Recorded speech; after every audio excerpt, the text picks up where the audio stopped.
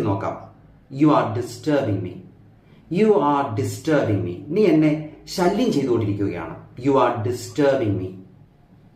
U എന്ന പ്രോനൗണിന്റെ position നിങ്ങൾക്ക് മനസ്സിലായല്ലോ, അതിന്റെ ഫംഗ്ഷൻ നിങ്ങൾക്ക് മനസ്സിലായല്ലോ. അടുത്തത് യോർ എന്ന വാക്കാണ്. യോർ എന്ന വാക്കാണ്. YOUR your. നിങ്ങളുടെ. അതൊരു ഉടമസ്ഥാവകാശത്തെയാണ് സൂചിപ്പിക്കുന്നത്, ഒരു പൊസഷനെയാണ് സൂചിപ്പിക്കുന്നത്. യോർ. അതുപോലെ തന്നെ അതിനൊരു ആഡ്ജക്റ്റീവിന്റെ സ്വഭാവമുണ്ട്. Your umbrella, your house, your കാറ്റ്, യോർ ഡോഗ്. ആ നൗൺസിനെ, കാറ്റ്, ഡോഗ്, ഹൗസ് എന്നൊക്കെ പറയുന്ന ആ നൗൺസിനെ ഡിസ്ക്രൈബ് ചെയ്യുന്ന വേർഡായിട്ടാണ് യോർ എന്ന വാക്ക്. അതിന്റെ പ്രത്യേകത എന്താ? അത് നിങ്ങളുടെ കുടയാണ്, നിങ്ങളുടെ വീടാണ്, നിങ്ങളുടെ പട്ടിയാണ്, നിങ്ങളുടെ പൂച്ചയാണ്. അപ്പോൾ നിങ്ങളുടെ എന്നർത്ഥം വരുന്ന യോർ എന്ന വേർഡ് പലപ്പോഴും ഒരു ഡിസ്ക്രൈബിംഗ് വേർഡിന്റെ ഫംഗ്ഷനാണ് സെന്റൻസ് ചെയ്യുന്നത്. അതൊരു ഉടമസ്ഥാവകാശത്തെ